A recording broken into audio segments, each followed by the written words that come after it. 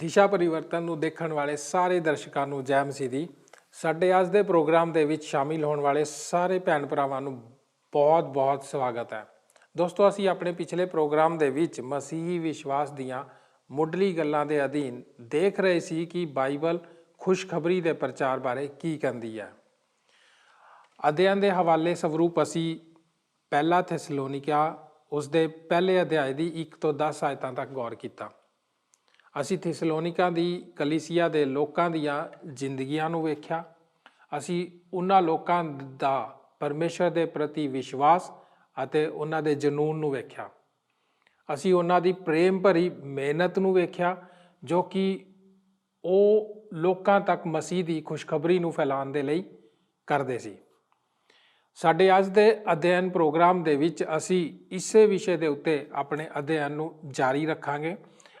ਅੱਜ ਦੇ ਅਧਿਐਨ ਦੇ ਵਿੱਚ ਅਸੀਂ ਗੌਰ ਕਰਾਂਗੇ ਕਿ ਪਰਮੇਸ਼ਰ ਦੀ ਬਾਣੀ ਦਾ ਪ੍ਰਭਾਵਸ਼ਾਲੀ ਢੰਗ ਦੇ ਨਾਲ ਪ੍ਰਚਾਰ ਕਰਨ ਦੇ ਲਈ ਕਿਹੜੀ ਜ਼ਰੂਰੀ ਗੱਲਾਂ ਦੀ ਲੋੜ ਹੁੰਦੀ ਹੈ ਜੋ ਕਿ ਥੈਸਲੋਨੀਕਾ ਦੀ ਕਲੀਸਿਆ ਦੇ ਲੋਕਾਂ ਵਿੱਚ ਪਾਈ ਜਾਂਦੀਆਂ ਸੀ। ਤੇ ਆਓ ਫਿਰ ਬਿਨਾਂ ਸਮਾਂ ਗਵਾਏ ਆਪਣੇ ਅੱਜ ਦੇ ਪ੍ਰੋਗਰਾਮ ਦੀ ਸ਼ੁਰੂਆਤ ਕਰਦੇ ਹਾਂ ਡਾਕਟਰ ਡੇਵਿਡ ਜਰਮਾਇਆ ਦੇ ਨਾਲ।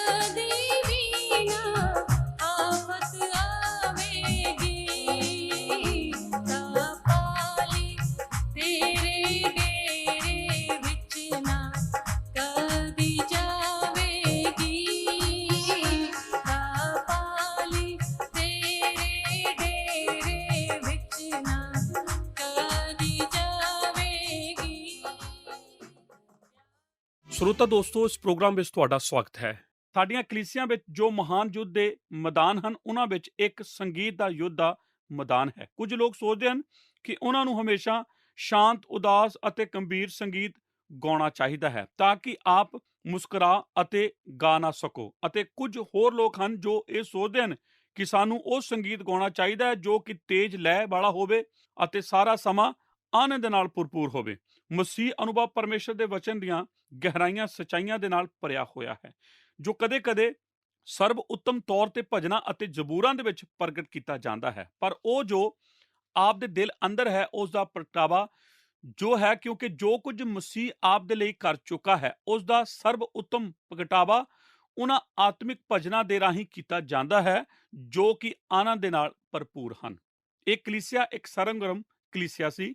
ਉਹ ਆਨੰਦ ਦੇ ਨਾਲ ਭਰਪੂਰ ਸਨ ਅਤੇ ਉਹ ਮਹਾਨ ਕਸ਼ਟ ਦੇ ਵਿੱਚੋਂ ਗੁਜ਼ਰ ਚੁੱਕੇ ਸਨ, ਅਤੇ ਜੋ ਨਿਸ਼ਚਿੰਤਾ ਉਹਨਾਂ ਦੇ ਦਿਲਾਂ ਦੇ ਅੰਦਰ ਸੀ ਉਸ ਨੇ ਉਹਨਾਂ ਨੂੰ ਆਨੰਦ ਬਖਸ਼ਿਆ ਸੀ।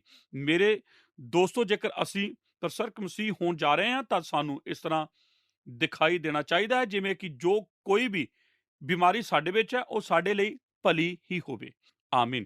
ਸਾਨੂੰ ਕਦੇ-ਕਦੇ ਜੋ ਆਨੰਦ ਸਾਡੇ ਦਿਲਾਂ ਦੇ ਅੰਦਰ ਹੈ ਉਸ ਦਾ ਪ੍ਰਗਟਾਵਾ ਕਰਨਾ ਚਾਹੀਦਾ ਹੈ। ਉਹਨਾਂ ਦੇ ਵਿੱਚ ਉਹ ਸਭ ਮੁਕਤ ਮੌਜੂਦ ਹਨ, ਉਹ ਕਲੀਸਿਆ ਦੇ ਵਿੱਚ ਜੋ ਕਿ ਦੂਸਰਿਆਂ ਉੱਤੇ ਅਸਰ ਪਾਉਣ ਦੇ ਲਈ ਜ਼ਰੂਰੀ ਹਨ। ਇਹ ਸਾਰੀਆਂ 4 ਚੀਜ਼ਾਂ ਪਹਿਲਾਂ ਅਧਿਆਏ ਦੇ ਵਿੱਚ ਪਾਈਆਂ ਜਾਂਦੀਆਂ ਹਨ। ਮੈਂ ਆਪ ਨੂੰ ਜਲਦੀ ਉਹਨਾਂ ਬਾਰੇ ਦੱਸ ਦੇਣਾ। ਸਭ ਤੋਂ ਪਹਿਲਾਂ ਵਚਨ ਦਾ ਪ੍ਰਚਾਰ। ਸਾਡੀ ਖੁਸ਼ਖਬਰੀ ਤੁਹਾਡੇ ਕੋਲ ਪਹੁੰਚੀ। 5 ਐਤ ਪਾਲੂਸ ਨੇ ਖੁਸ਼ਖਬਰੀ ਦਾ ਪ੍ਰਚਾਰ ਕੀਤਾ ਸੀ। ਪਵਿੱਤਰ ਆਤਮਾ ਦੀ ਸ਼ਕਤੀ, ਪਵਿੱਤਰ ਆਤਮਾ ਵਿੱਚ ਅਤੇ ਸ਼ਕਤੀ ਵਿੱਚ ਵੀ ਹੋ ਕੇ। 5 ਐਤ ਉਹਨਾਂ ਦੀ ਆਪਣੀ ਨੇਚਾ ਦੇ ਕਰਕੇ ਵੱਡੀ ਨਿਸ਼ਚਿੰਤਾ ਦੇ ਨਾਲ ਉਹਨਾਂ ਦੇ ਜੀਵਨ ਦੀ ਨਿੱਜੀ ਉਦਾਹਰਨ ਤੁਸੀਂ ਜਾਣਦੇ ਹੋ ਕਿ ਅਸੀਂ ਕਿਸ ਤਰ੍ਹਾਂ ਦੇ ਮਨੁੱਖ ਸਾਂ, ਤਾਂ ਕਿ ਤੁਸੀਂ ਮੁੱਖ ਦੁਨੀਆ ਵਿੱਚ ਸਾਰਿਆਂ ਦੇ ਲਈ ਨਮੂਨਾ ਬਣੇ ਅਤੇ ਵਿੱਚ ਵੀ ਜੋ ਵਿਸ਼ਵਾਸ ਕਰਦੇ ਹਨ। 5 ਅਤੇ 7 ਐਤ ਪਰਮੇਸ਼ਰ ਦੇ ਵਚਨ ਦਾ ਪ੍ਰਚਾਰ ਕਰਨਾ। ਪਵਿੱਤਰ ਆਤਮਾ ਦੀ ਸ਼ਕਤੀ, ਤੁਹਾਡੀ ਆਪਣੀ ਨੇਚਾ ਦੇ ਦੁਆਰਾ ਮਜਬੂਰ ਕੀਤੇ ਜਾਣਾ ਅਤੇ ਤੁਹਾਡੇ ਜੀਵਨਾਂ ਦੇ ਵਿੱਚ ਨਿੱਜੀ ਨਮੂਨੇ। ਜੇਕਰ ਇਹ 4 ਗੱਲਾਂ ਆਪ ਵਿੱਚ ਹੋਣ ਤਦ ਆਪ ਜਿੱਥੇ ਵੀ ਜਾਓ ਆਪ ਪ੍ਰਭਾਵ ਪਾਓਗੇ। ਜਦੋਂ ਪਰਮੇਸ਼ਰ ਦੀ ਬਾਣੀ ਦਾ ਪ੍ਰਚਾਰ ਪਵਿੱਤਰ ਆਤਮਾ ਦੀ ਸ਼ਕਤੀ ਵਿੱਚ ਹੋ ਕੇ ਕੀਤਾ ਜਾਂਦਾ ਹੈ, ਉਸ ਗੱਲ ਤੇ ਜ਼ੋਰ ਦੇ ਕੇ ਜੋ ਕਿ ਸੱਚ ਹੋਣ, ਅਤੇ ਫਿਰ ਇਸ ਦੇ ਪਿੱਛੇ ਉਸ ਜੀਵਨ ਦਾ ਪਿਛਕੋੜ ਜੋ ਤੁਸੀਂ ਦੂਸਰਿਆਂ ਲੋਕਾਂ ਦੇ ਸਾਹਮਣੇ ਜੀ ਰਹੇ ਹੋ, ਭਾਵੇਂ ਇਹ ਇੱਕ ਛੋਟੀ ਟੋਲੀ ਵਿੱਚ ਹੋਵੇ ਜਾਂ ਫਿਰ ਇੱਕ ਸੰਡੇ ਸਕੂਲ ਦੀ ਕਲਾਸ ਵਿੱਚ ਜਾਂ ਫਿਰ ਬੱਚਿਆਂ ਨੂੰ ਸਿਖਾਉਣ ਵਿੱਚ ਜਾਂ ਫਿਰ ਇਹ ਕੁਝ ਵੀ ਕਿਉਂ ਨਾ ਹੋਵੇ।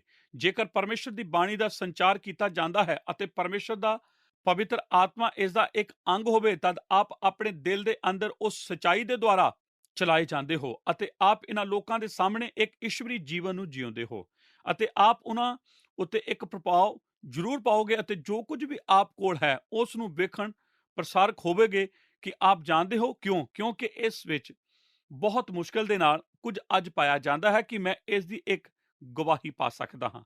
ਆਪ ਦੇ ਕੋਲ ਇਹ ਸਾਰੇ ਮਨੁੱਖ ਭਿੰਨ ਚੀਜ਼ਾਂ ਦੇ ਪਿੱਛੇ ਭੱਜ ਰਹੇ ਪਾਏ ਜਾਂਦੇ ਹਨ, ਜਿਨ੍ਹਾਂ ਨੂੰ ਉਹਨਾਂ ਦੇ ਲਈ ਆਨੰਦ ਦੇਣ ਦੀ ਆਸ ਕੀਤੀ ਜਾਂਦੀ ਹੈ ਅਤੇ ਉਹ ਸਭ ਤਰਸਯੋਗ ਹਨ। ਉਹ ਇਸ ਨੂੰ ਸਭ ਤੋਂ ਵੱਧ ਕਰਨ ਦੀ ਕੋਸ਼ਿਸ਼ ਕਰ ਚੁੱਕੇ ਹਨ ਅਤੇ ਇਹ ਤਾਂ ਉਹਨਾਂ ਨੂੰ ਉਹਨਾਂ ਦੇ ਸ਼ੁਰੂ ਕਰਨ ਤੋਂ ਵੀ ਜ਼ਿਆਦਾ ਖਾਲੀ ਛੱਡ ਚੁੱਕੇ ਹਨ। ਅਤੇ ਜਦੋਂ ਆਪ ਯਿਸੂ ਮਸੀਹ ਨੂੰ ਪਾਉਂਦੇ ਹੋ ਅਤੇ ਉਹ ਆਪ ਦੇ ਦਿਲ ਦੇ ਅੰਦਰ ਜਿਉਣ ਲਈ ਆਉਂਦਾ ਹੈ ਅਤੇ ਉਹ ਆਪ ਨੂੰ ਅੰਦਰੋਂ ਬਦਲਦਾ ਹੈ ਅਤੇ ਤਦ ਆਪ ਅਸਲ ਵਿੱਚ ਸਮਝ ਲੈਂਦੇ ਹੋ ਕਿ ਇਹ ਸਭ ਕੁਝ ਕੀ ਹੋ ਰਿਹਾ ਹੈ ਅਤੇ ਆਪ ਪਰਮੇਸ਼ਰ ਦੀ ਬਾਣੀ ਵਿੱਚ ਹੋਵੋ ਅਤੇ ਪਰਮੇਸ਼ਰ ਦਾ ਆਤਮਾ ਆਪ ਦੇ ਜੀਵਨ ਦੇ ਅੰਦਰ ਕਾਰਜਸ਼ੀਲ ਹੋਵੇ, ਤਦ ਆਪ ਆਪਣੇ ਦਿਲ ਵਿੱਚ ਜਾਣ ਲਵੋਗੇ ਕਿ ਆਪ ਦੇ ਬਾਰੇ ਕੁਝ ਜ਼ਰੂਰ ਭਿੰਨ ਹੈ। ਆਪ ਨੇ ਨਵੇਂ ਸਰੂਪ ਵਿੱਚ ਬਦਲੇ ਗਏ ਹੋ। ਇਸ ਦੇ ਬਾਰੇ ਚੁੱਪ ਰਹਿਣਾ ਸੰਭਵ ਨਹੀਂ ਹੈ। ਲੋਕ ਇਸ ਨੂੰ ਵੇਖਣ ਜਾ ਰਹੇ ਹਨ। ਜੋ ਕੁਝ ਵੀ ਆਪ ਦੇ ਜੀਵਨ ਦੇ ਅੰਦਰ ਵਰਪ ਰਿਹਾ ਹੈ ਉਹ ਇਸ ਦੇ ਬਾਰੇ ਉਤੇਜਿਤ ਹੋਣ ਜਾ ਰਹੇ ਹਨ, ਜਿਸ ਦੇ ਦੁਆਰਾ ਆਪ ਉਤੇਜਿਤ ਨਹੀਂ ਕੀਤੇ ਜਾ ਰਹੇ। ਉਸ ਦੇ ਦੁਆਰਾ ਆਪ ਦੂਸਰਿਆਂ ਨੂੰ ਉਤੇਜਿਤ ਨਹੀਂ ਕਰ ਸਕਦੇ। ਕਦੇ ਮੈਨੂੰ ਚਿੰਤਾ ਹੈ ਕਿ ਜਦੋਂ ਮੈਂ ਪ੍ਰਚਾਰ ਕਰਦਾ ਹਾਂ ਤਦ ਮੈਂ ਥੋੜਾ ਜਿਹਾ ਇਸ ਦੇ ਬਾਰੇ ਇਸ ਨੂੰ ਪਸੰਦ ਕਰਨ ਲੱਗ ਜਾਂਦਾ ਹਾਂ, ਪਰ ਆਪ ਜਾਣਦੇ ਹੋ ਕਿ ਜੇਕਰ ਮੈਂ ਇਸ ਨੂੰ ਪਸੰਦ ਕਰਦਾ ਹਾਂ ਤਦ ਆਪ ਨੂੰ ਇਹ ਜਾਣਨਾ ਚਾਹੀਦਾ ਹੈ ਕਿ ਮੈਂ ਪਿੱਛੇ ਕਿੰਨਾ ਪਕੜੀ ਬੈਠਾ ਹਾਂ ਜਦੋਂ ਮੈਂ ਆਪਣੇ ਅਧਿਐਨ ਵਿੱਚ ਇਸ ਸਭ ਦਾ ਅਧਿਐਨ ਕਰ ਰਿਹਾ ਹਾਂ ਅਤੇ ਇਸ ਦੇ ਬਾਰੇ ਉਤੇਜਿਤ ਹੁੰਦਾ ਹਾਂ। ਤਦ ਮੈਂ ਬੜੀ ਮੁਸ਼ਕਲ ਦੇ ਨਾਲ ਤਦ ਮੈਂ ਅਗਲੇ ਐਤਵਾਰ ਤੱਕ ਇਸ ਦੀ ਇੰਤਜ਼ਾਰ ਨਹੀਂ ਕਰ ਸਕਦਾ। ਮੈਂ ਜੋ ਕੁਝ ਵੀ ਕਰਦਾ ਹਾਂ ਉਸ ਨੂੰ ਬਹੁਤ ਪਿਆਰ ਕਰਨਾ ਹਾਂ ਅਤੇ ਉਸ ਉਚੇਚੇ ਲਾਭ ਨੂੰ ਜੋ ਸਾਰਾ ਹਫ਼ਤਾ ਪਰਮੇਸ਼ਰ ਦੀ ਬਾਣੀ ਦਾ ਅਧਿਐਨ ਕਰਦਿਆਂ ਮੈਂ ਪ੍ਰਾਪਤ ਕੀਤਾ ਅਤੇ ਫਿਰ ਐਤਵਾਰ ਨੂੰ ਉਸ ਰੋਟੀ ਨੂੰ ਇੱਥੇ ਲਿਆਉਂਦਾ ਅਤੇ ਉਸ ਰੋਟੀ ਨੂੰ ਆਪ ਨੂੰ ਦਿੰਦਿਆਂ। ਪਰ ਇਸ ਤੋਂ ਪਹਿਲਾਂ ਕਿ ਇਹ ਤੁਹਾਡੇ ਲਈ ਅਰਥਪੂਰਨ ਹੋਵੇ, ਇਹ ਮੇਰੇ ਲਈ ਅਰਥਪੂਰਨ ਹੁੰਦੀ ਹੈ। ਇਹ ਮੇਰੇ ਜੀਵਨ ਦੇ ਰਾਹੀਂ ਆਉਂਦੀ ਹੈ। ਇਹ ਮੈਨੂੰ ਉਤੇਜਿਤ ਕਰਦੀ ਹੈ, ਇਹ ਮੈਨੂੰ ਸ਼ਕਤੀ ਬਖਸ਼ਦੀ ਹੈ ਅਤੇ ਇਹ ਮੈਨੂੰ ਹੈਰਾਨ ਕਰਦੀ ਹੈ। ਆਪ ਦੇ ਦਿਲ ਦੇ ਅੰਦਰ ਪ੍ਰਭੂ ਦੇ ਆਨੰਦ ਪਾਉਣ ਬਹੁਤ ਹੀ ਅਦਭੁਤ ਹੁੰਦਾ ਹੈ। ਜੇਕਰ ਆਪ ਮਸੀਹ ਹੋਣ ਵਜੋਂ ਕਦੇ ਵੀ ਪਰਮੇਸ਼ਵਰ ਤੋਂ ਦੂਰ ਹੋ ਅਤੇ ਆਪ ਆਪਣੇ ਆਨੰਦ ਨੂੰ ਖੋਇਆ ਹੋਵੇ, ਤਦ ਆਪ ਜਾਣਦੇ ਹੋ ਕਿ ਆਪ ਕਿੰਨੇ ਤਰਸਯੋਗ ਹੋ ਸਕਦੇ ਹੋ। ਇਹੋ ਹੀ ਹੈ ਜੋ ਪ੍ਰਾਰਥਨਾ ਦਾਊਦ ਨੇ ਪੁਰਾਣੇ ਨੇਮ ਵਿੱਚ ਕੀਤੀ ਸੀ ਕਿ ਇਹੋ ਹੀ ਨਹੀਂ, ਉਸਨੇ ਆਖਿਆ ਸੀ ਮੇਰੀ ਮੁਕਤੀ ਦੀ ਖੁਸ਼ੀ ਮੈਨੂੰ ਫਿਰ ਦੇ। ਉਹ ਉਸ ਆਨੰਦ ਨੂੰ ਜਾਣਨ ਦੀ ਖੁਆਇਸ਼ ਰੱਖਦਾ ਸੀ। ਜੇਕਰ ਆਪ ਇੱਕ ਮਸੀਹ ਹੋ, ਆਪ ਆਪਣੀ ਨੇਚਾ ਦੇ ਬਾਰੇ ਇੱਕ ਉਤੇਜਨਾ ਪਾਉਣ ਜਾ ਰਹੇ ਹੋ, ਆਪਣੇ ਜੀਵਨ ਦੇ ਵਿੱਚ ਇੱਕ ਨਿੱਜੀ ਨਮੂਨਾ। ਕੁਝ ਸਮੇਂ ਦੇ ਲਈ ਮੈਂ ਇੱਕ ਉਦਾਹਰਨ ਦੀ ਗੱਲ ਕਰਨ ਜਾ ਰਿਹਾ ਹਾਂ ਜਿਸ ਬਾਰੇ ਇੱਥੇ ਵਿਚਾਰ ਪਾਇਆ ਜਾਂਦਾ ਹੈ। ਮੈਂ ਆਪ ਨੂੰ ਕੁਝ ਐਤਾਂ ਦੇਣ ਜਾ ਰਿਹਾ ਹਾਂ ਜਿਸ ਨੂੰ ਮੈਂ ਆਸ ਕਰਦਾ ਹਾਂ ਕਿ ਉਹਨਾਂ ਨੂੰ ਆਪ ਆਪਣੇ ਦਿਲਾਂ ਦੇ ਅੰਦਰ ਰੱਖੋਗੇ, ਕਿਉਂਕਿ ਇਸ ਦੇ ਵਿੱਚ ਇੱਕ ਗਲਤੀ ਹੈ ਜਿਸ ਦਾ ਸੁਧਾਰ ਮੈਂ ਕਰਨ ਦੀ ਖੁਆਇਸ਼ ਰੱਖਦਾ ਹਾਂ। ਆਪ ਵਿੱਚੋਂ ਕਿੰਨਿਆਂ ਦੇ ਕੋਲ ਜਦੋਂ ਕੋਈ ਆਇਆ ਅਤੇ ਉਸ ਨੇ ਆਖਿਆ ਕਿ ਆਪ ਜਾਣਦੇ ਹੋ ਕਿ ਮੈਂ ਇੱਕ ਮਸੀਹੀ ਹੋਣਾ ਸੀ। ਜੇਕਰ ਇਸ ਤਰ੍ਹਾਂ ਨਾ ਹੁੰਦਾ, ਉਹ ਤਾਂ ਇੱਕ ਬਹੁਤ ਵੱਡਾ ਪਖੰਡੀ ਹੈ। ਫਿਰ ਉਹ ਆਪ ਨੂੰ ਇਸ ਮਨੁੱਖ ਦੇ ਬਾਰੇ ਦੱਸਣਗੇ ਜੋ ਆਖਦਾ ਹੈ ਉਹ ਇੱਕ ਮਸੀਹੀ ਹਨ, ਅਤੇ ਉਹ ਕਿੰਨਾ ਬੁਰਾ ਜੀਵਨ ਜਿਉਂਦੇ ਹਨ। ਆਪ ਨੂੰ ਲੋਕਾਂ ਉੱਤੇ ਨਜ਼ਰ ਰੱਖਣੀ ਚਾਹੀਦੀ ਹੈ। ਆਪ ਨੂੰ ਤਾਂ ਆਪਣੀਆਂ ਅੱਖਾਂ ਮਸੀਹ ਉੱਤੇ ਲਗਾਉਣੀਆਂ ਚਾਹੀਦੀਆਂ ਹਨ। ਉਹ ਕਦੇ ਵੀ ਤੁਹਾਨੂੰ ਨਿਰਾਸ਼ ਨਹੀਂ ਕਰੇਗਾ। ਮੈਂ ਸੋਚਦਾ ਹੁੰਦਾ ਸੀ ਕਿ ਇਹ ਤਾਂ ਠੀਕ ਉੱਤਰ ਹੈ। ਮੈਂ ਸੋਚਿਆ ਸੀ ਕਿ ਇਹ ਤਾਂ ਬਿਲਕੁਲ ਸਹੀ ਉੱਤਰ ਸੀ, ਪਰ ਇਹ ਸਹੀ ਉੱਤਰ ਨਹੀਂ ਹੈ। ਮੇਰੇ ਦੋਸਤੋ, ਆਪ ਨੂੰ ਆਪਣੀਆਂ ਅੱਖਾਂ ਲੋਕਾਂ ਉੱਤੋਂ ਲਗਾਉਣੀਆਂ ਪੈਣਗੀਆਂ, ਕਿਉਂਕਿ ਯਿਸੂ ਮਸੀਹ ਲੋਕਾਂ ਦੇ ਜੀਵਨ ਦੇ ਰਾਹੀਂ ਹੀ ਵੇਖਿਆ ਜਾਂਦਾ ਹੈ, ਅਤੇ ਇੱਕੋ ਇੱਕ ਯਿਸੂ ਜੋ ਆਪ ਇਸ ਧਰਤੀ ਉੱਤੇ ਵੇਖੋਗੇ ਉਹ ਹੈ ਯਿਸੂ, ਜਿਸ ਨੂੰ ਲੋਕਾਂ ਦੇ ਜੀਵਨਾਂ ਦੇ ਵਿੱਚ ਜੀਆ ਜਾਂਦਾ ਹੈ। ਆਪ ਵੇਖਦੇ ਹੋ ਕਿ ਇਹ ਸੱਚ ਨਹੀਂ ਹੈ। ਪੁਰਾਣੇ ਨੇਮ ਵਿੱਚ ਅਤੇ ਨਵੇਂ ਨੇਮ ਵਿੱਚ ਆਗੂਆਂ ਨੇ ਕਦੇ ਵੀ ਆਪਣੇ ਚੇਲਿਆਂ ਨੂੰ ਆਪਣੇ ਪਿੱਛੇ ਚੱਲਣ ਦੇ ਲਈ ਨਹੀਂ ਸੀ ਆਖਿਆ। ਉਹਨਾਂ ਨੇ ਕਦੇ ਵੀ ਨਹੀਂ ਸੀ ਆਖਿਆ ਜੋ ਮੈਂ ਆਖਦਾ ਉਹ ਕਰੋ, ਉਹ ਨਾ ਕਰੋ ਜੋ ਮੈਂ ਕਰਦਾ ਹਾਂ। ਅਸਲ ਵਿੱਚ ਪਾਲੂਸ ਇਸ ਦੇ ਬਾਰੇ ਕਾਫੀ ਦਲੇਰ ਸੀ ਕਿ ਆਪਣੀਆਂ ਵਿੱਚ ਬਾਰ-ਬਾਰ ਉਹ ਆਖਦਾ ਸੀ, ਅਸਲ ਵਿੱਚ ਲੋਕਾਂ ਵੱਲ ਤੱਕੇਗਾ ਜੋ ਕਿ ਉਹ ਸਿਖਾ ਰਿਹਾ ਸੀ, ਅਤੇ ਉਹਨਾਂ ਨੂੰ ਆਖੇਗਾ ਮੇਰੀ ਰੀਸ ਕਰੋ। ਜੇਕਰ ਆਪ ਨਹੀਂ ਜਾਣਦੇ ਹੋ ਕਿ ਕੀ ਕਰਨਾ ਹੈ, ਤਦ ਉਹ ਕਰੋ ਜੋ ਮੈਂ ਕਰਦਾ ਹਾਂ। ਇਹ ਤਾਂ ਮੈਨੂੰ ਡਰਾ ਦਿੰਦਾ ਹੈ ਕਿ ਇਹ ਆਪ ਨੂੰ ਡਰਾਉਂਦਾ ਹੈ। ਮੈਂ ਆਪ ਨੂੰ ਸੱਚਾਈ ਦੱਸ ਰਿਹਾ ਹਾਂ, ਅਤੇ ਜੇਕਰ ਆਪ ਮੇਰੇ ਉੱਤੇ ਵਿਸ਼ਵਾਸ ਨਹੀਂ ਕਰਦੇ, ਮੈਂ ਆਪ ਨੂੰ ਇਹ ਦਿਖਾਉਣ ਜਾ ਰਿਹਾ ਹਾਂ ਪਰਮੇਸ਼ਰ ਦੀ ਬਾਣੀ ਦੇ ਵਿੱਚੋਂ। ਪਹਿਲਾ ਕਰੰਥੀਆਂ ਦੀ ਪੱਤਰੀ 4 ਅਧਿਆਏ ਉਹਦੀ 16 ਐਤ ਦੇ ਬਚਨਾਂ ਦੇ ਵਿੱਚ ਪਾਲੂਸ ਆਖ ਰਿਹਾ ਹੈ, ਇਸ ਕਰਕੇ ਮੈਂ ਤੁਹਾਡੇ ਅੱਗੇ ਬੇਨਤੀ ਕਰਦਾ ਹਾਂ, ਮੇਰੀ ਰੀਸ ਕਰੋ। ਪਹਿਲੀ ਕਰੰਥੀਆਂ ਦੀ ਪੱਤਰੀ 11 ਅਧਿਆਏ ਫਿਲਿੱਪੀਆਂ 3 ਅਧਿਆਏ 17। ਹੇ ਭਰਾਵੋ, ਤੁਸੀਂ ਰਲ ਕੇ ਮੇਰੀ ਰੀਸ ਕਰੋ ਅਤੇ ਉਹਨਾਂ ਵੱਲ ਧਿਆਨ ਰੱਖੋ ਜੋ ਇਹ ਜਿਹੀ ਚਾਲ ਚੱਲਦੇ ਹਨ, ਜਿਵੇਂ ਅਸੀਂ ਤੁਹਾਡੇ ਲਈ ਨਮੂਨਾ ਹਾਂ। ਪਹਿਲਾ ਤਮੋਥੀਅਸ 4 ਅਧਿਆਏ ਉਸ ਦੀ 12 ਐਤ ਦੇ ਬਚਨ ਵਿੱਚ ਪਾਲੂਸ ਜਵਾਨ ਤਮੋਥੀਅਸ ਨੂੰ ਲਿਖਦਾ ਹੈ, ਜਿਸ ਨੇ ਹੁਣੇ ਸੇਵਾ ਦਾ ਆਰੰਭ ਕੀਤਾ ਹੈ। ਇਸ ਤਰ੍ਹਾਂ ਜਾਪਦਾ ਹੈ ਕਿ ਬਹੁਤ ਸਾਰੀਆਂ ਸਮੱਸਿਆਵਾਂ ਹਨ ਜਿਨ੍ਹਾਂ ਦੇ ਨਾਲ ਉਹ ਨਿਪਟਣ ਦੀ ਕੋਸ਼ਿਸ਼ ਕਰ ਰਿਹਾ ਹੈ, ਅਤੇ ਸਥਾਪਿਤ ਹੋਣ ਦੀ, ਅਤੇ ਲੋਕਾਂ ਦੇ ਨਾਲ ਉਹ ਲੋਕਾਂ ਵਿੱਚ ਆਪਣੇ ਬਾਰੇ ਵਿਸ਼ਵਾਸ ਪੈਦਾ ਕਰਨ ਦੀ ਕੋਸ਼ਿਸ਼ ਕਰ ਰਿਹਾ ਹੈ। ਇਹ ਇੱਕ ਮਹਾਨ ਆਇਤ ਹੈ।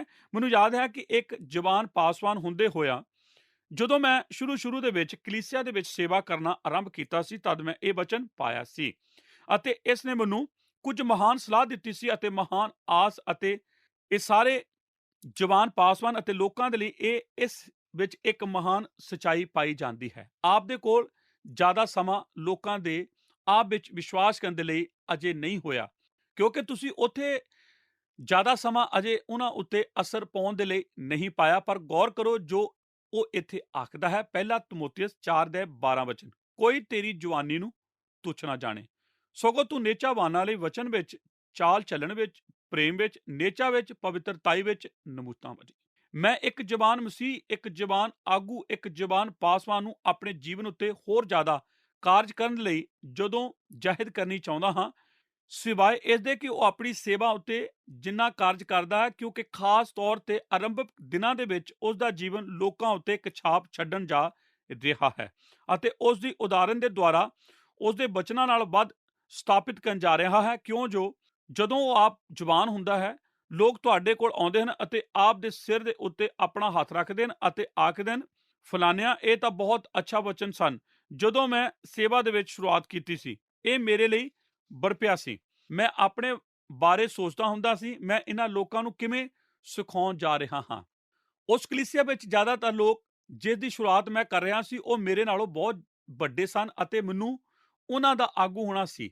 ਫਿਰ ਇੱਕ ਦਿਨ ਮੈਂ ਇੱਕ ਵਚਨ ਵੇਖਿਆ ਅਤੇ ਮੈਂ ਸਮਝਿਆ ਕਿ ਜਦੋਂ ਮੈਂ ਆਪਣੇ ਪ੍ਰਚਾਰ ਦੇ ਦੁਆਰਾ ਅਤੇ ਆਪਣੀ ਸਿੱਖਿਆ ਦੇ ਦੁਆਰਾ ਉਹਨਾਂ ਨੂੰ ਪ੍ਰਭਾਵਿਤ ਕਰਨ ਦੇ ਯੋਗ ਨਹੀਂ ਹੋ ਸਕਦਾ, ਅਤੇ ਆਪਣੇ ਜੀਵਨ ਦੇ ਇੱਕ ਉਦਾਹਰਨ ਪੇਸ਼ ਕਰਦਿਆਂ ਹੋਇਆ ਉਹਨਾਂ ਸਾਰੀਆਂ ਗੱਲਾਂ ਦੇ ਵਿੱਚੋਂ ਜੋ ਕੁਝ ਪੌਲੁਸ ਨੇ ਤਮੋਥੀਉਸ ਨੂੰ ਲਿਖੀਆਂ ਸਨ, ਮੈਂ ਇੱਕ ਛਾਪ ਛੱਡ ਸਕਦਾ ਹਾਂ, ਅਤੇ ਇਸੇ ਤਰ੍ਹਾਂ ਆਪ ਵੀ ਕਰ ਸਕਦੇ ਹੋ। ਅਤੇ ਸਾਡੇ ਵਿੱਚੋਂ ਸਾਰੇ ਆਪਣੇ ਜੀਵਨ ਦੇ ਵਿੱਚ ਜੋ ਗੱਲਾਂ ਅਸੀਂ ਸਿਖਾਉਂਦੇ ਹਾਂ, ਉਹਨਾਂ ਦਾ ਇੱਕ ਨਮੂਨਾ ਪੇਸ਼ ਕਰਦੇ ਹਾਂ, ਧਿਆਨਦਾਰੀ ਅਤੇ ਪਵਿੱਤਰਤਾਈ ਨੂੰ ਪੇਸ਼ ਕਰਦੇ ਹਾਂ।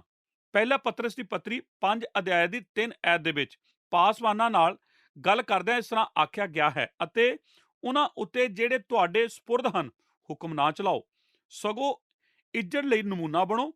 ਤਸਲੁਨਕਿਆ ਇੱਕ ਚੁਰਸਤਾ ਸੀ ਅਤੇ ਇਹ ਇੱਕ ਮਹੱਤਵਪੂਰਨ ਸ਼ਹਿਰ ਸੀ, ਅਤੇ ਇੱਥੋਂ ਦੀ ਕਲੀਸਿਆ ਨੂੰ ਬਹੁਤ ਸਾਰੇ ਲੋਕ ਜਾਣਦੇ ਸਨ, ਅਤੇ ਇਸ ਦੀ ਮਜ਼ਬੂਤ ਗਵਾਹੀ ਸਾਰੇ ਰੋਮੀ ਜਗਤ ਦੇ ਵਿੱਚ ਫੈਲ ਚੁੱਕੀ ਸੀ। ਦੂਸਰੀਆਂ ਕਲੀਸਿਆ ਨੇ ਇਸ ਕਲੀਸਿਆ ਨੂੰ ਆਪਣਾ ਆਦਰਸ਼ ਬਣਾਇਆ ਸੀ, ਕਿਉਂਕਿ ਉਹਨਾਂ ਨੇ ਇਸ ਫਰਕ ਨੂੰ ਵੇਖਿਆ ਸੀ ਜੋ ਇਸ ਕਲੀਸਿਆ ਦੇ ਅੰਦਰ ਸਥਾਪਿਤ ਕੀਤਾ ਹੋਇਆ ਸੀ। ਪੌਲੁਸ ਦੀ ਰੀਸ ਕਰਨ ਵਾਲੇ ਦੂਸਰਿਆਂ ਦੇ ਦੁਆਰਾ ਰੀਸ ਕੀਤੇ ਜਾਣ ਦਾ ਨਮੂਨਾ ਬਣ ਗਏ ਸੀ, ਅਤੇ ਇਹੋ ਹੀ ਉਹ ਤਰੀਕਾ ਹੈ ਜਿਸ ਦੇ ਅਨੁਸਾਰ ਖੁਸ਼ਖਬਰੀ ਦਾ ਅਨੁਵਾਦ ਕੀਤਾ ਜਾਣਾ ਚਾਹੀਦਾ ਹੈ। ਸਾਡੇ ਜੀਵਨਾਂ ਦੇ ਵਿੱਚ ਅਨੁਵਾਦ ਦੂਸਰਿਆਂ ਦੇ ਸਾਹਮਣੇ ਜਿਉਣਾ, ਅਤੇ ਲੋਕ ਫਿਰ ਵੇਖਦੇ ਹਨ ਕਿ ਪਰਮੇਸ਼ਰ ਸਾਡੇ ਜੀਵਨ ਦੇ ਵਿੱਚ ਕੁਝ ਕਰ ਚੁੱਕਾ ਹੈ, ਅਤੇ ਫਿਰ ਉਹ ਵੀ ਉਸੇ ਤਰ੍ਹਾਂ ਜਿਉਣਾ ਆਰੰਭ ਕਰ ਦਿੰਦੇ ਹਨ। ਇਹ ਉਹ ਜੀਵਨ ਸ਼ੈਲੀ ਹੈ ਜਿਸ ਦਾ ਵਿਖਿਆਨ ਪੌਲੁਸ ਨੇ ਉਹਨਾਂ ਸਭਨਾਂ ਦੇ ਅੱਗੇ ਰੱਖਿਆ ਸੀ ਜੋ ਮਸੀਹ ਦੇ ਪਿੱਛੇ ਚੱਲਦੇ ਸਨ ਅਤੇ ਨਿਸ਼ਚਿੰਤ ਵਿੱਚ ਹੋ ਕੇ ਆਨੰਦ ਸਨ। ਉਹ ਬਿਪਤਾ ਵਿੱਚ ਆਨੰਦਿਤ ਸਨ, ਨੇਚਾ ਵਿੱਚ ਹੋ ਕੇ ਦੂਸਰਿਆਂ ਤੱਕ ਖੁਸ਼ਖਬਰੀ ਪਹੁੰਚਾ ਰਹੇ ਸਨ। ਉਹ ਇਹੋ ਜਿਹੇ ਮਨੁੱਖ ਅਤੇ ਔਰਤਾਂ ਸਨ ਜਿਨ੍ਹਾਂ ਨੇ ਇੱਕ ਫਰਕ ਨੂੰ ਸਥਾਪਿਤ ਕੀਤਾ ਸੀ, ਕਿਉਂਕਿ ਉਹ ਸਰਗਰਮ ਸਨ ਅਤੇ ਉਹ ਸਥਾਪਿਤ ਕੀਤੇ ਗਏ ਸਨ ਅਤੇ ਉਹ ਉਤਸ਼ਾਹਪੂਰਨ ਸਨ। ਪ੍ਰਸਰਕ ਮਸੀਹ ਪ੍ਰਚਾਰ ਕਰਨ ਵਾਲੇ ਹੁੰਦੇ ਹਨ। 8 ਅਤੇ 9 ਐਤਾਂ। ਆਪ ਚੌਥੀ ਗੱਲ ਉੱਤੇ ਗੌਰ ਕਰੋ। ਪ੍ਰਸਾਰਕ ਮਸੀਹ ਪ੍ਰਚਾਰ ਕਰਨ ਵਾਲੇ ਹੁੰਦੇ ਹਨ। ਪਹਿਲਾ ਤੁਸਨਲੀਕਿਆ 1 ਅਧਿਆਇ 8 ਔਰ 9 ਵਚਨ। ਕਿਉਂ ਜੋ ਤੁਹਾਡੇ ਕੋਲ ਪ੍ਰਭੂ ਦੇ ਵਚਨ ਦੀ ਧੁੰਮ ਨਾ ਕੇਵਲ ਦੁਨੀਆ ਅਤੇ ਅਖਾਇਆ ਵਿੱਚ ਵੀ ਪਈ, ਸਗੋਂ ਤੁਹਾਡੀ ਨੇਚਾ ਜੋ ਪਰਮੇਸ਼ਰ ਉੱਤੇ ਹੈ ਸਭਨੀ ਥਾਈਂ ਉਜਾਗਰ ਹੋ ਗਈ ਹੈ, ਜਿਸ ਕਰਕੇ ਸਾਡੇ ਆਖਣ ਦੀ ਕੋਈ ਲੋੜ ਨਹੀਂ।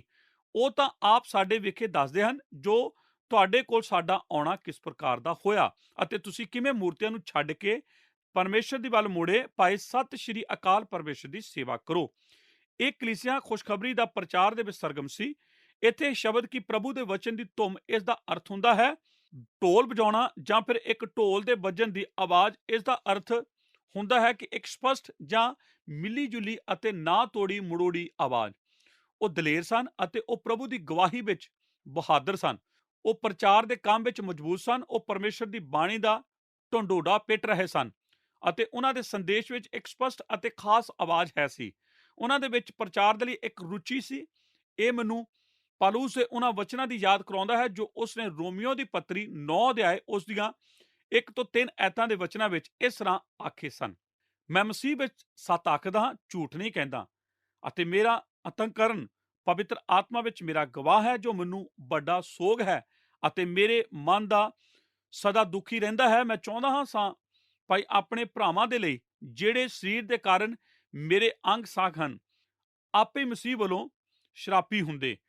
ਉਸ ਵਿੱਚ ਉਸਦੇ ਲੋਕਾਂ ਦੇ ਲਈ ਇੱਕ ਰੁਚੀ ਸੀ, ਜਿਸ ਤਰ੍ਹਾਂ ਕਿ ਅਸੀਂ ਹੁਣੇ ਜ਼ਿਕਰ ਕੀਤਾ ਹੈ ਜਦੋਂ ਕਿ ਅਸੀਂ ਇਸ ਦੇ ਬਾਰੇ ਸਿੱਖ ਰਹੇ ਸਾਂ, ਜਿਸ ਨੇ ਪ੍ਰਾਰਥਨਾ ਕੀਤੀ ਸੀ ਅਤੇ ਉਸ ਦੇ ਵਿੱਚ ਦੇ ਲੋਕਾਂ ਦੇ ਲਈ ਇੱਕ ਰੁਚੀ ਅਤੇ ਬੋਝ ਸੀ। ਇਹ ਤੁਸਨਲੀਕਿਆ ਦੇ ਵਿੱਚ ਪਾਏ ਜਾਣ ਵਾਲੇ ਲੋਕਾਂ ਵਿੱਚ ਪ੍ਰਚਾਰ ਦੇ ਲਈ ਇੱਕ ਰੁਚੀ ਸੀ। ਉਹ ਪਰਮੇਸ਼ਰ ਦੀ ਬਾਣੀ ਦਾ ਢੰਡੋਰਾ ਪਿੱਟਦੇ ਸਨ। ਜਿਸ ਤਰ੍ਹਾਂ ਕਿ ਮੈਂ ਕੁਝ ਹੀ ਪਲ ਪਹਿਲਾਂ ਆਖਿਆ ਸੀ, ਹਰ ਜਗ੍ਹਾ ਜਿੱਥੇ ਵੀ ਉਹ ਪਹਿਲਾਂ ਜਾ ਚੁੱਕੇ ਸਨ ਉੱਥੇ ਪੌਲੁਸ ਆਇਆ ਸੀ। ਉੱਥੇ ਜ਼ਿਆਦਾ ਕੁਝ ਕਰਨ ਵਾਲਾ ਬਾਕੀ ਨਹੀਂ ਸੀ ਰਹਿ ਗਿਆ, ਕਿਉਂਕਿ ਉਹ ਪਹਿਲਾਂ ਹੀ ਸਭ ਕੁਝ ਕਰ ਚੁੱਕੇ ਸਨ। ਉਹ ਪਹਿਲਾਂ ਹੀ ਖੁਸ਼ਖਬਰੀ ਦਾ ਪ੍ਰਚਾਰ ਕਰ ਚੁੱਕੇ ਸਨ ਅਤੇ ਬਹੁਤ ਸਾਰੇ ਲੋਕਾਂ ਦੇ ਜੀਵਨ ਬਦਲੇ ਜਾ ਚੁੱਕੇ ਸਨ। ਉਹਨਾਂ ਦੇ ਜੀਵਨ ਦੇ ਵਿੱਚ ਖੁਸ਼ਖਬਰੀ ਲਈ ਸ਼ਕਤੀ ਪਾਈ ਜਾਂਦੀ ਸੀ। ਇਹ ਪਵਿੱਤਰ ਆਤਮਾ ਉੱਤੇ ਉਸਾਰਿਆ ਗਿਆ ਸੀ। ਉਹ ਭਿੰਨ ਸਨ ਕਿਉਂਕਿ ਉਹ ਆਪਣੀਆਂ ਪਹੁੰਚ ਲੋਕਾਂ ਤੱਕ ਬਣਾ ਰਹੇ ਸਨ। ਹੁਣ ਮੈਂ ਆਪ ਨੂੰ ਕੁਝ ਆਖਣ ਜਾ ਰਿਹਾ ਹਾਂ ਜਿਸ ਨੂੰ ਕੁਝ ਲੋਕਾਂ ਦੇ ਦੁਆਰਾ ਸਰਕਾਤਮਕ ਤੌਰ ਤੇ ਨਹੀਂ ਲਿਆ ਜਾਣਾ ਚਾਹੀਦਾ, ਪਰ ਇਹ ਸਰਮਾਤਮਕ ਜੋ ਕਿ ਇੱਕ ਨਕਾਰਾਤਮਕ ਕਿਸਮ ਦਾ ਹੋਵੇ। ਅਸੀਂ ਅਦਭੁਤ ਤਰੀਕੇ ਨਾਲ ਇੱਕ ਬਰਕਤ ਪਾਈ ਹੋਈ ਕਲੀਸਿਆ ਹਾਂ। ਅਸੀਂ ਇਸ ਕਲੀਸਿਆ ਦੇ ਉੱਤੇ ਆਸ਼ੀਸ਼ ਲਈ ਪ੍ਰਾਰਥਨਾ ਕਰਦੇ ਆ ਰਹੇ ਹਾਂ ਅਤੇ ਮੇਰੇ ਸੱਚਮੁੱਚ ਵਿਸ਼ਵਾਸ ਹੈ ਕਿ ਅਸੀਂ ਪਰਮੇਸ਼ਰ ਦੇ ਅੱਗੇ ਸਾਨੂੰ ਅਸਲ ਵਿੱਚ ਬਰਕਤ ਦੇਣ ਲਈ ਪ੍ਰਾਰਥਨਾ ਕਰਦੇ ਆ ਰਹੇ ਹਾਂ ਅਤੇ ਉਹ ਪਹਿਲਾਂ ਹੀ ਸਾਨੂੰ ਬਰਕਤ ਦੇ ਚੁੱਕਾ ਹੈ।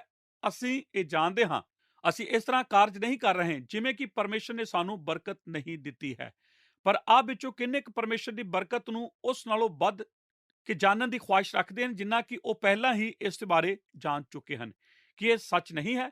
ਪਰਮੇਸ਼ਰ ਸਾਨੂੰ ਬਰਕਤ ਦੇ ਚੁੱਕਾ ਹੈ ਅਤੇ ਉਹ ਸਾਡੇ ਲਈ ਬਹੁਤ ਭਲਾ ਹੋ ਚੁੱਕਾ ਹੈ, ਪਰ ਜੋ ਬਰਕਤ ਪਰਮੇਸ਼ਰ ਕੋਲੋਂ ਸਾਨੂੰ ਦਿੱਤੀ ਜਾਂਦੀ ਹੈ ਉਸ ਵਿੱਚ ਖਤਰਾ ਹੈ ਕਿ ਅਸੀਂ ਆਪਣੇ ਆਪ ਵਿੱਚ ਸੰਤੁਸ਼ਟ ਹੋ ਜਾਈਏ ਅਤੇ ਅਸੀਂ ਬੈਠ ਜਾਈਏ। ਅਸੀਂ ਉਹਨਾਂ ਸਾਰੀਆਂ ਭਲੀਆਂ ਚੀਜ਼ਾਂ ਦੇ ਦੁਆਲੇ ਆਪਣੀਆਂ ਬਾਹਾਂ ਫੈਲਾਈਏ ਅਤੇ ਸਾਡੇ ਵਿੱਚ ਕੋਈ ਦਰਸ਼ਨ ਨਾ ਪਾਇਆ ਜਾਂਦਾ ਹੋਵੇ ਅਤੇ ਉਹਨਾਂ ਲੋਕਾਂ ਤੱਕ ਆਪਣੀ ਪਹੁੰਚ ਬਣਾਉਣ ਲਈ ਕੋਈ ਸਾਡੇ ਵਿੱਚ ਰੁਚੀ ਨਾ ਹੋਵੇ ਜਿਹੜੇ ਕਿ ਮਸੀਹ ਨੂੰ ਨਹੀਂ ਜਾਣਦੇ ਹਨ। ਪਿਛਲੀ ਵਾਰ ਉਹ ਕਦੇ ਵੀ ਜਦੋਂ ਆਪਨੇ ਕਿਸੇ ਨੂੰ ਜਿਸ ਨੂੰ ਤੁਸੀਂ ਜਾਣਦੇ ਸੀ ਜੋ ਕਿ ਪ੍ਰਭੂ ਨੂੰ ਨਹੀਂ ਸੀ ਜਾਣਦਾ, ਆਪਨੇ ਉਸ ਨੂੰ ਆਪ ਨਾਲ ਕਲੀਸਿਆ ਵਿੱਚ ਆਉਣ ਲਈ ਆਖਿਆ ਹੋਵੇ ਅਤੇ ਜਾਂ ਫਿਰ ਉਹਨਾਂ ਨੂੰ ਕਿਸੇ ਪ੍ਰਚਾਰ ਸਭਾ ਵਿੱਚ ਲੈ ਕੇ ਗਏ ਹੋਵੋ ਅਤੇ ਮਸੀਹ ਲਈ ਉਹਨਾਂ ਤੱਕ ਆਪਣੀ ਪਹੁੰਚ ਬਣਾਉਣ ਲਈ ਕੁਝ ਕੀਤਾ ਹੋਵੇ ਕਿ ਆਪ ਜੀਵਨ ਵਿੱਚ ਜੋ ਕੁਝ ਵੀ ਕੀਤਾ ਗਿਆ ਹੈ ਉਹ ਸਭ ਨੂੰ ਪਾਉਣ ਦੇ ਲਈ ਤੁਸੀਂ ਇੰਨੇ ਮਗਨ ਹੋ ਕਿ ਅਸੀਂ ਕਲੀਸਿਆ ਵਿੱਚ ਸਿਰਫ ਆਪਣੀਆਂ ਜ਼ਰੂਰਤਾਂ ਨੂੰ ਪੂਰਾ ਕਰਨ ਲਈ ਭੱਜ ਰਹੇ ਹਾਂ ਅਤੇ ਫਿਰ ਆਪਣੇ ਮਗਨ ਜੀਵਨ ਵਿੱਚ ਦੁਬਾਰਾ ਲੱਗ ਜਾਂਦੇ ਹਾਂ। ਇਸ ਤੋਂ ਪਹਿਲਾਂ ਕਿ ਅਸੀਂ ਇਸ ਨੂੰ ਜਾਣੀਏ, ਹਫ਼ਤੇ ਬੀਤ ਜਾਂਦੇ ਹਨ ਅਤੇ ਅਸੀਂ ਉਹਨਾਂ ਖੇਤਾਂ ਵੱਲ ਆਪਣੀ ਨਜ਼ਰ ਮਾਰਦੇ ਹੀ ਨਹੀਂ ਜੋ ਕਿ ਵਾਢੀ ਲਈ ਪੱਕੇ ਹੋਏ ਹਨ।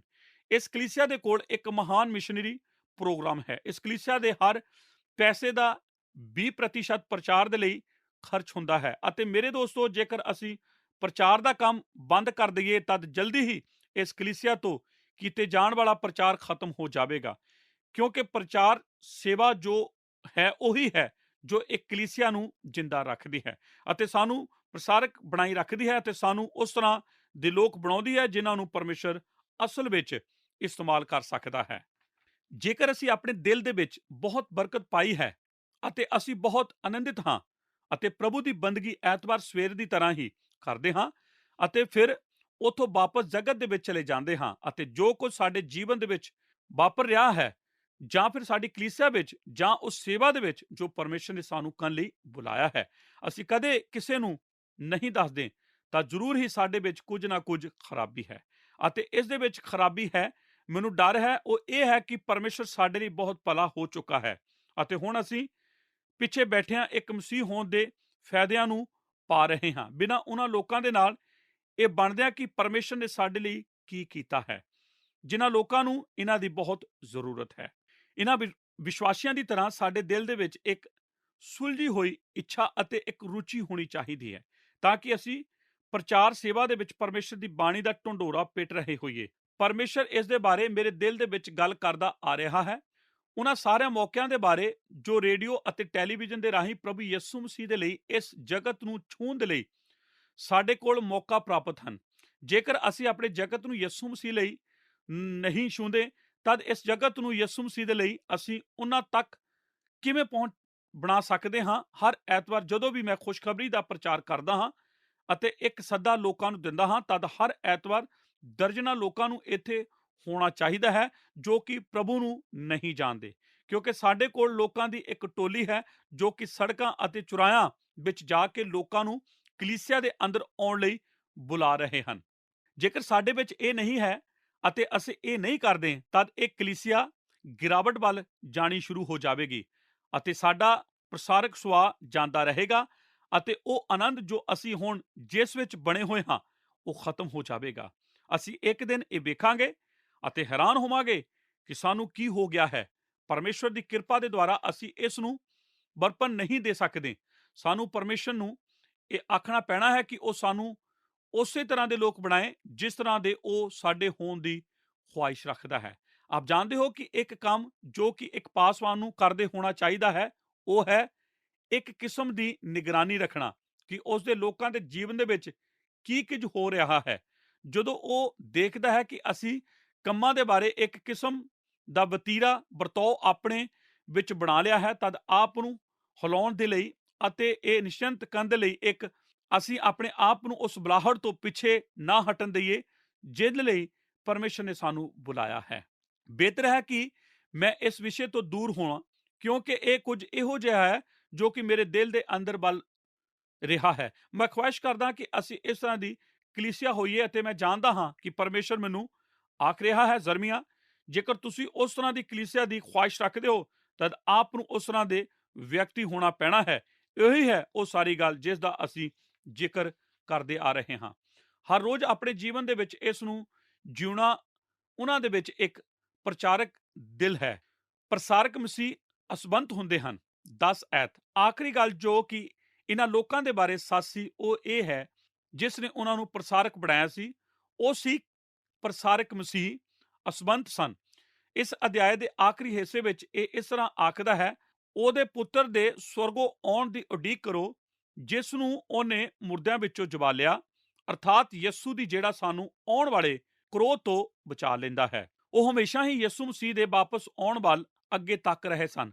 ਆਪ ਵਿੱਚੋਂ ਕਿੰਨੇ ਇਹ ਜਾਣਦੇ ਹਨ ਕਿ ਜੇਕਰ ਆਪ ਉੱਪਰ ਉਠਾਏ ਜਾਣ ਅਤੇ ਮਸੀਹ ਦੇ ਜਲਦ ਵਾਪਸ ਆਉਣ ਦੇ ਦ੍ਰਿਸ਼ ਨੂੰ ਗਵਾ ਬੈਠੋ, ਤਦ ਇਹ ਆਪ ਦੇ ਪ੍ਰਚਾਰ ਨੂੰ ਪ੍ਰਭਾਵਿਤ ਕਰੇਗਾ ਕਿ ਇਹ ਇਸ ਤਰ੍ਹਾਂ ਨਹੀਂ ਕਰੇਗਾ। ਜੇਕਰ ਆਪਨੇ ਸੋਚਿਆ ਕਿ ਯਿਸੂ ਮਸੀਹ ਵਾਪਸ ਆ ਸਕਦਾ ਹੈ ਅਤੇ ਕੱਲ ਹਰੇਕ ਜਿਸ ਬਾਰੇ ਆਪ ਜਾਣਦੇ ਹੋ ਜੋ ਖੋਇਆ ਹੋਇਆ ਹੈ, ਉਸ ਦੇ ਲਈ ਕਦੇ ਵੀ ਇੱਕ ਹੋਰ ਮੌਕਾ ਨਹੀਂ ਹੋਵੇਗਾ। ਕਿ ਆਪ ਜਿਸ ਤਰ੍ਹਾਂ ਸੋਚਦੇ ਹੋ ਉਸ ਨੂੰ ਪ੍ਰਭਾਵਿਤ ਨਹੀਂ ਕਰੇਗਾ? ਕਿ ਆਪ ਅੱਜ ਰਾਤ ਘਰ ਨਹੀਂ ਜਾਓਗੇ ਕਿ ਆਪ ਕਿਸੇ ਨੂੰ ਲੱਭ ਜਾਂ ਫਿਰ ਕਿਸੇ ਨੂੰ ਭਾਲ ਸਕੋ ਅਤੇ ਉਹਨੂੰ ਬੁਲਾਵੋ ਅਤੇ ਆਖੋ ਕਿ ਮੈਂ ਆਪ ਨੂੰ ਮਿਲ ਸਕਦਾ ਹਾਂ ਅਤੇ ਕੀ ਅਸੀਂ ਗੱਲਬਾਤ ਕਰ ਸਕਦੇ ਹਾਂ? ਮੈਂ ਆਪ ਨੂੰ ਕੁਝ ਦੱਸਣਾ ਚਾਹੁੰਦਾ ਹਾਂ ਜੋ ਕਿ ਮੇਰੇ ਦਿਲ ਦੇ ਅੰਦਰ ਬਲ ਰਿਹਾ ਹੈ। ਮੈਂ ਆਪਣੇ ਦਿਲ ਦੇ ਅੰਦਰ ਇਹ ਵਿਸ਼ਵਾਸ ਕਰਦਾ ਹਾਂ ਕਿ ਯਿਸੂ ਕੱਲ ਵਾਪਸ ਆ ਸਕਦਾ ਹੈ। ਮੈਂ ਨਹੀਂ ਜਾਣਦਾ ਜੇਕਰ ਆਪ ਤਿਆਰ ਹੋ, ਜੇਕਰ ਉਹ ਵਾਪਸ ਆ ਜਾਵੇ। ਧੰਨਵਾਦ ਪਿਆਰੇ ਦਰਸ਼ਕੋ ਕਿ ਤੁਸੀਂ ਸਾਡੇ ਨਾਲ ਅੱਜ ਦੇ ਪ੍ਰੋਗਰਾਮ ਦੇ ਵਿੱਚ ਅਖੀਰ ਤੱਕ ਬਣੇ ਰਹੇ। ਸਾਨੂੰ ਬੜੀ ਖੁਸ਼ੀ ਹੈ ਕਿ ਤੁਸੀਂ ਸਾਡੇ ਅਧਿਐਨ ਪ੍ਰੋਗਰਾਮਾਂ ਨੂੰ ਬੜੇ ਹੀ ਧਿਆਨ ਦੇ ਨਾਲ ਵੇਖ ਰਹੇ ਹੋ। ਅਸੀਂ ਵਿਸ਼ਵਾਸ ਕਰਦੇ ਹਾਂ ਕਿ ਤੁਹਾਨੂੰ ਇਹਨਾਂ ਗੱਲਾਂ ਦਾ ਆਤਮਿਕ ਲਾਭ ਵੀ ਮਿਲ ਰਿਹਾ ਹੋਵੇਗਾ। ਅੱਜ ਦੇ ਪ੍ਰੋਗਰਾਮ ਦੇ ਵਿੱਚ ਅਸੀਂ ਬਾਈਬਲ ਦੀ ਇੱਕ ਮਹਾਨ ਕਲੀਸਿਆ ਦੇ ਉੱਤੇ ਗੌਰ ਕਰ ਰਹੇ ਸੀ। ਅਸੀਂ ਥੈਸਲੋਨੀਕੀਆਂ ਦੇ ਲੋਕਾਂ ਬਾਰੇ ਗੌਰ ਕਰ ਰਹੇ ਸੀ। ਅਸੀਂ ਵੇਖਿਆ ਕਿ ਇਹ ਕਲੀਸਿਆ ਇੱਕ ਮਹਾਨ ਅਤੇ ਸਰਗਰਮ ਅਤੇ ਆਨੰਦ ਦੇ ਨਾਲ ਭਰੀ ਹੋਈ ਕਲੀਸਿਆ ਸੀ। ਇਸ ਦੇ ਨਮੂਨੇ ਵਜੋਂ ਅਸੀਂ ਇੱਕ ਗੱਲ ਤੇ ਗੌਰ ਕੀਤਾ ਕਿ ਕਿਸੇ ਕਲੀਸਿਆ ਦੇ ਵਿੱਚ ਪ੍ਰਭਾਵੀ ਢੰਗ ਦੇ ਨਾਲ ਪਰਮੇਸ਼ਰ ਦੇ ਵਚਨ ਦਾ ਪ੍ਰਚਾਰ ਕਰਨ ਦੇ ਲਈ ਕਿਹੜੀ ਗੱਲਾਂ ਦਾ ਹੋਣਾ ਜ਼ਰੂਰੀ ਹੈ।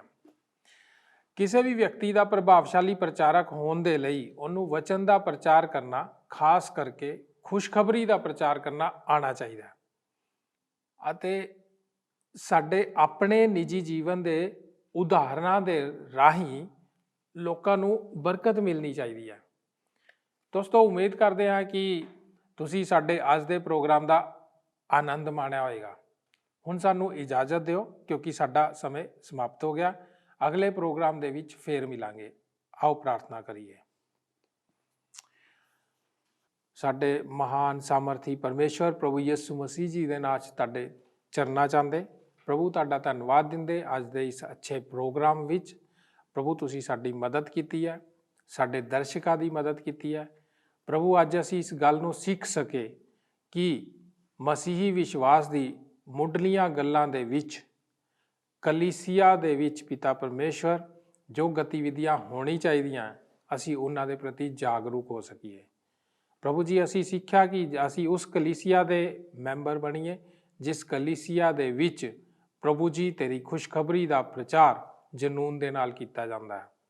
ਲੋਕਾਂ ਦੇ ਵਿੱਚ ਪ੍ਰਭੂ ਤੇਰੇ ਪ੍ਰਤੀ ਪ੍ਰੇਮ ਹੈ ਤੇ ਉਹ ਪ੍ਰੇਮ ਉਹ ਲੋਕਾਂ ਨੂੰ ਦਰਸਾਉਣ ਲਈ ਪਿਤਾ ਪਰਮੇਸ਼ਰ ਆਪਣਾ ਪੂਰਾ ਜ਼ੋਰ ਲਗਾਉਂਦੇ ਆ ਤਾਂ ਕਿ ਪਿਤਾ ਜਿੰਨੇ ਵੀ ਲੋਕ ਤੇਰੇ ਤੋਂ ਦੂਰ ਨੇ ਉਹ ਸਾਰੇ ਤੁਹਾਡੇ ਨਜ਼ਦੀਕ ਆ ਸਕਣ।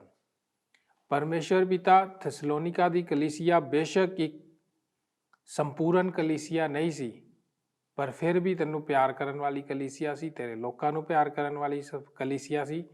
ਔਰ ਪਿਤਾ ਪਰਮੇਸ਼ਰ ਤੂੰ ਉਸ ਕਲੀਸਿਆ ਨੂੰ ਬੜੀ ਆਸ਼ੀਸ਼ ਦਿੱਤੀ। ਲੋਕ ਉਸ ਕਲੀਸਿਆ ਤੋਂ ਪ੍ਰਭੂ ਸਿੱਖਿਆ ਲੈਂਦੇ ਸੀ ਔਰ ਉਸ ਦੇ ਨਮੂਨੇ ਦਾ ਅਨੁਸਰਨ ਕਰਦੇ ਸੀ।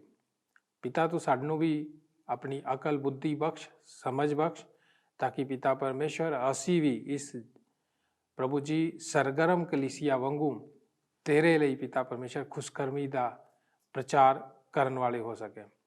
ਪਿਤਾ ਪਰਮੇਸ਼ਰ ਲੋਕ ਸਾਡੇ ਜੀਵਨਾਂ ਤੋਂ ਵੀ ਆਸ਼ੀਸ਼ ਪਾਣ, ਸਾਡੇ ਜੀਵਨਾਂ ਦੇ ਵਿੱਚ ਵੀ ਤੁਹਾਡਾ ਪਿਆਰ ਇਸੇ ਤਰ੍ਹਾਂ ਉਮੜਦਾ ਰਹੇ।